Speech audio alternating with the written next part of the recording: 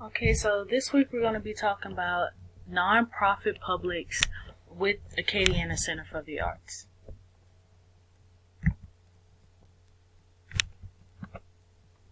So, nonprofit publics are a very good public. It's one of the third largest employer in the United States, which a lot of people probably wouldn't think because they're not for profit, but they consist of over more than 1.5 million employers, and in 2011 they grew to $298 billion, which is a lot of money for a nonprofit. I think most of that also come from fundraising because nonprofits are very good stewards of their money.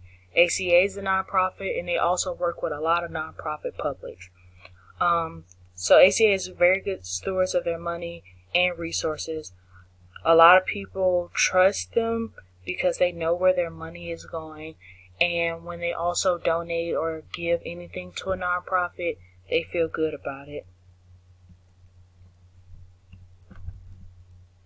Hospice of Acadiana. So Hospice of Acadiana is one of the publics that the ACA is one of ACA's nonprofit publics. I chose to talk about this specific public because hospice mission statement is to enable people with terminal illness to live as fully and comfortably as possible, to emphasize quality of life, and to help people deal with grief, and etc. And I think that's very important because most people wouldn't connect art with, people dying, but art is a very good way to express life and to express yourself, and so some people may use that as a form to deal with grief. Also, hospice has a lot of different target audience. Most of their target audience are older people. Some people can be young as well, but the majority is older people. So, they have their kids that come visit them, and also their grandkids if the older people have kids. Therefore, that's 3 different generations that come to visit hospice, maybe donate to hospice, be a part of hospice. And when people are usually involved in one nonprofit, then they get together with another nonprofit. So a lot of people are attracted to nonprofits because they have different publics and targets with them, and they represent something overall good for the community.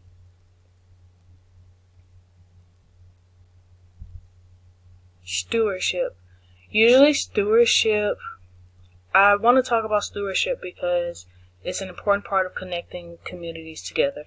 A lot of people forget about it in the ropes process. They just say rope, but I think it's very important to add the S for stewardship at the end, because you have these 4 factors that goes into it, which is responsibility, reciprocity, relationship, and reporting.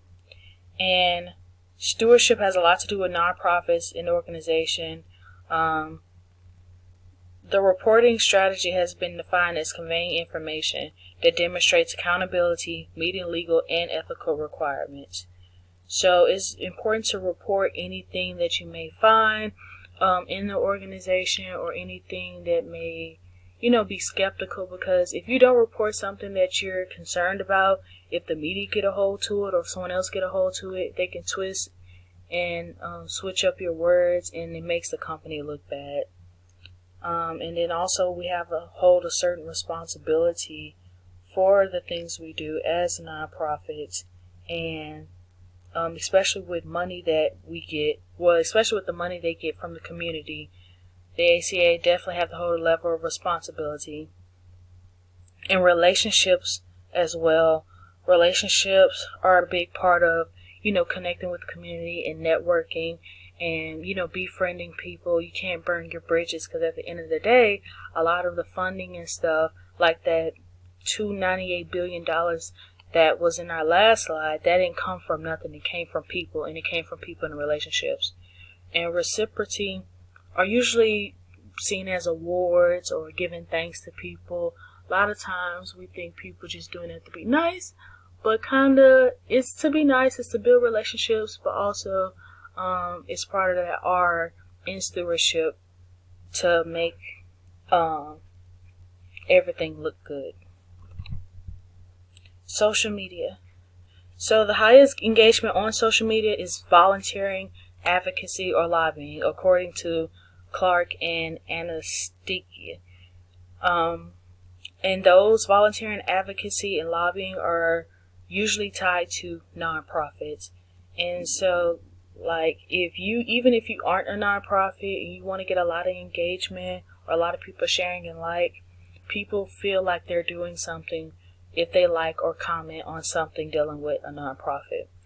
And that's good for the ACA to take into consideration. Although the ACA is a nonprofit, it's good to take into consideration when they are uploading things on their social media account to give more.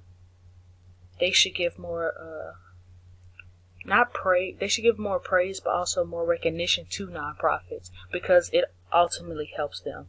And nonprofits prefer Facebook as a tool over any other social media. If it's a large nonprofit, then their audience usually traffics through their website. And then the community. Art is essential to the community. They were common goods and must be funded by local people and used and managed in ways that matter to the people in the community. So art is not just something that like people who decide, oh, I just want to paint one day, I want to make an organization. It's something that really helps build the community. And the ACA is highly connected to the media, so the media have high stakes in the ACA. So therefore, if the ACA is connected to the media, and so the media, of course, want to talk about anything dealing with nonprofit because it not only makes them look good, but then they get connections from that nonprofit.